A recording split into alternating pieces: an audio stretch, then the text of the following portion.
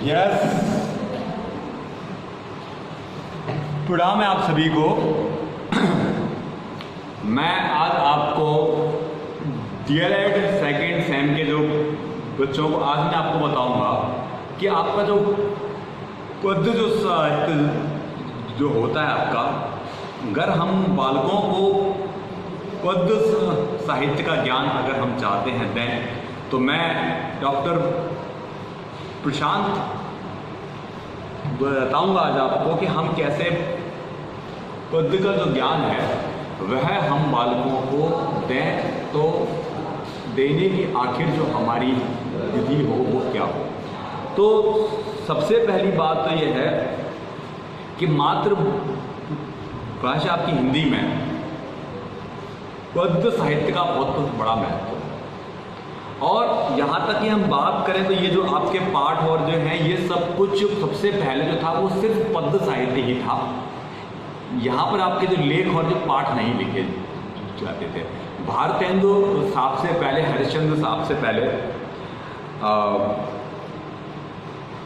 जो भी हम ज्ञान बालकों को सौंपते थे या हम उनको देते थे वह सब आपका पद्य साहित्य में ही था।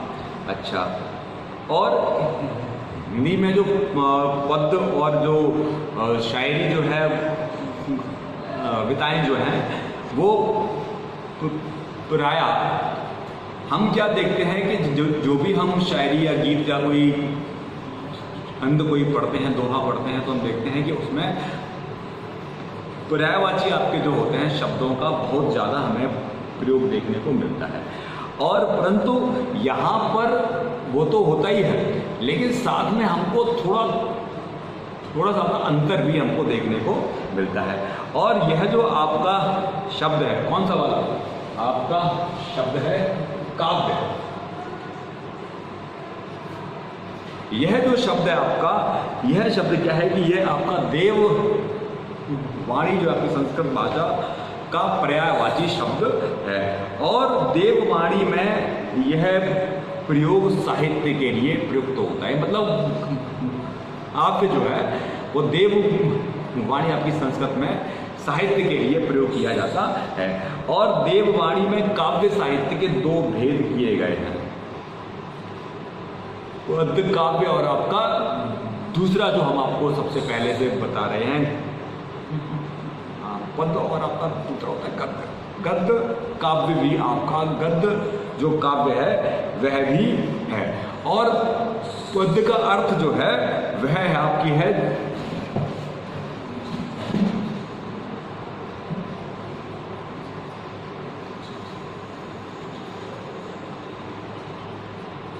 छंदबद्ध को हम इसको कहते हैं।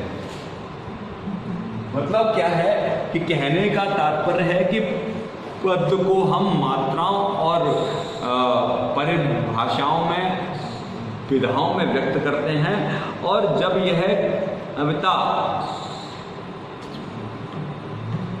गहर में आ जाती है आपकी अभी अंत में, जब यह बंध जाती है तो वह ही पोएट्री कही जाती है, साहित्य कहा जाता है, कविता कही जाती है। परंतु प्रत्येक जो हो पोएम, चाहे वह पद्य में ही क्यों ना लिखी गई हो, परंतु यह उसके लिए आवश्यक नहीं है कि वह पद्य काव्य ही बोला जाए।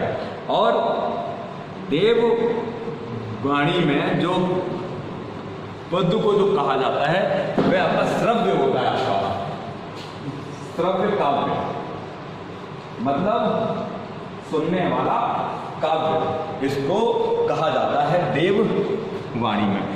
और ये सभी जानते हैं कि ये वाला जो आपका जो पद्य साहित्य के बारे में भिन्न भिन्न आपके आचार्यों ने भिन्न भिन्न जो भी कविताओं के आपके वेता में हैं, आपके जो लोग रहे हैं, वह सारे जो लोग हैं वह सभी आचार्यों ने शब्द और अर्थ को पद्य की देह मानते हैं। परंतु देह तो है उसकी, परंतु उसकी आत्मा के बारे में भी परम विद्वान साहित्य के विचार नहीं पाए हैं कर, और ये वाली बात के बारे में सोच भी नहीं पाए। कुछ विद्वानों की आवाज को मानते हैं काव्य, लेकिन कुछ विद्वान काव्य को वक्रोक्ति अथवा बातों को चमत्कारी ढंग से कहना, जादुई ढंग से कहने की जो परंपरा है, जो बातें हैं, जो उसके बेस है, आधार जो हैं, और वह जो आपके जो भी उसमें जो शब्द जो उसमें डाले गए हैं, वह नियम और संगठित प्रयोग के अलंकार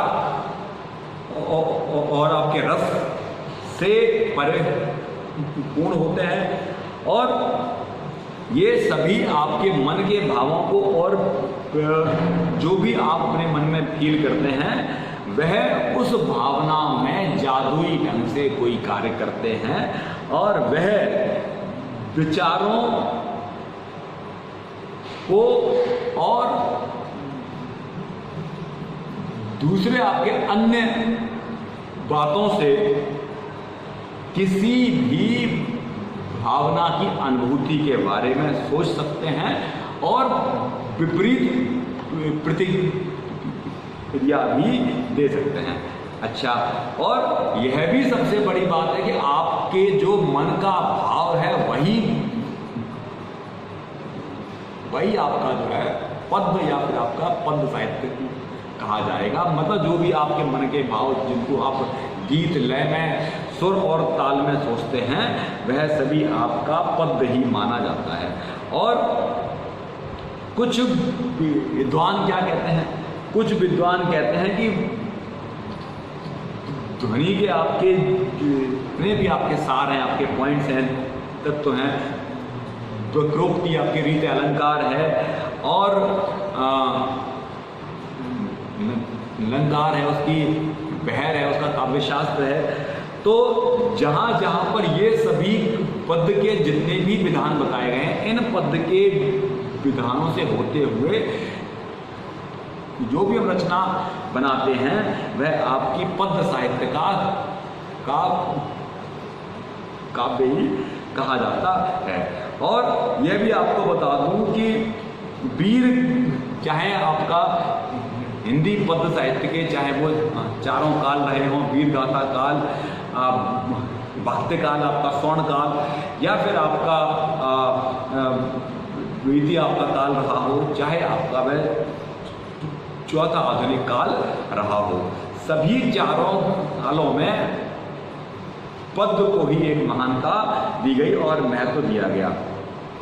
और वीर गाथा काल से लेकर आधुनिक काल के प्रथम भाग तक वह बहर नहीं रही, यानी कि मात्राओं और जो भी उसके पद्य के जो विधान थे, जो नियम थे, उनके साथ ही साथ वह काम करती रही। परंतु जैसे ही आपका आधुनिक काल आया, तो वहाँ पर क्या हुआ कि पद्य साहित्य में भी बहुत से कवि ऐसे हुए बोले कि हमको मात्राओं और लय और दोहा, चौपाई, सोठा से कोई मतलब नहीं, हम केवल भाव पक्ष पर काम करेंगे। और भाव पक्ष के साथ जब वो काम किए, तब फिर वह छंद विहीन काम करने लगे और वह मात्राओं और उसके लय और ताल से उस काव्य को बाहर करने लगे।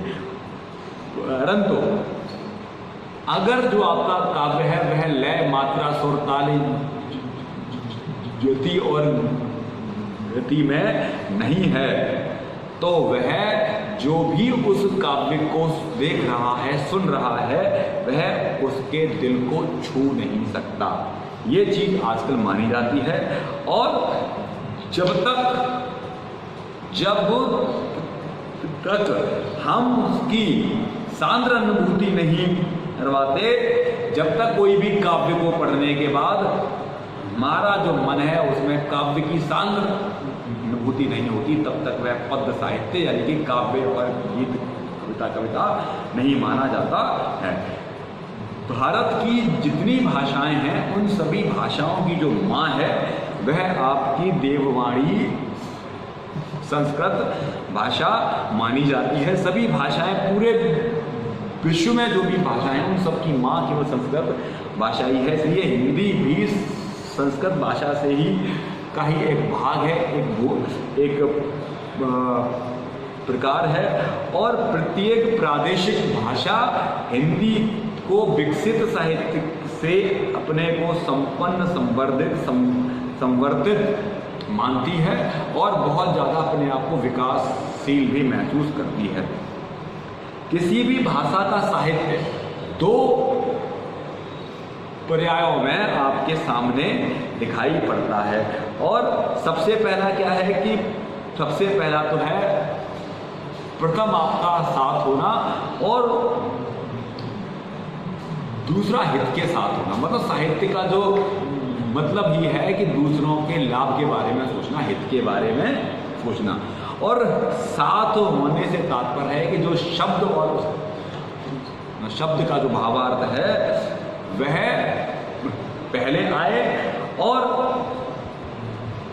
हित के साथ, ये हित के साथ यह होने से तात्पर्य है कि जो मानव, जो समाज है, मानव के भले की बात को व्यापक तरीके से बोलना और कहना ही साहित्य के दो भाग हैं। और साहित्य के दो भाग किए जा सकते हैं। साहित्य के भी दो भाग, पद्य साहित्य के भी दो भाग किए जा सकते हैं। पहला आपका है आपका काव्य कहा जाएगा और दूसरा आपका शास्त्र कहा जाएगा। तो इन दोनों को मिलाकर के बनता है काव्य शास्त्र, है ना।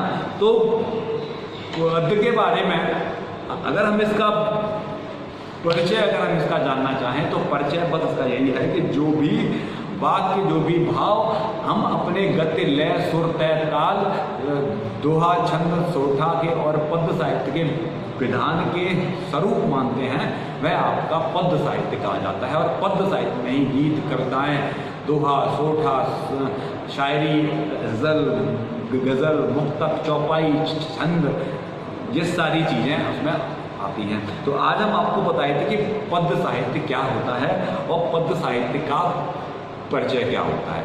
ठीक है, नेक्स्ट वीडियो में मैं आपको बताऊंगा कि पद्य साहित्य की कितनी परिभाषाएं हैं और पद्य साहित्य के बारे में कितने कितने विद्वानों ने स्वयं के अपने विचारों को प्रस्तुत किया है और अपने विचारों को दिखाया है। नेक्स्ट वीडियो में आपसे बड़ी ही शीघ्रता मिलता हूँ। और सेकंड सेम वालों को मैं बता दूं कि आपके फर्स्ट सेम के जो पेपर है वह शायद 5 सितंबर से हो सकते हैं। तो आप लोग अपना प्रथम सेमेस्टर का भी आप लोग अपना ध्यान रखें, तैयारी करें। यही बातों के साथ मैं आपसे विदा चाहता हूँ, विदा लेता हूँ। और आप लोग अपना जो घर है वहाँ पर रहें।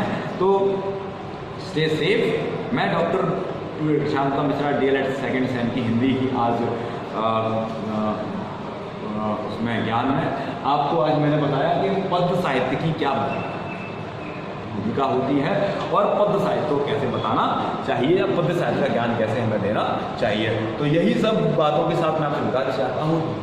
धन्यवाद, आपका प्रणाम आपको।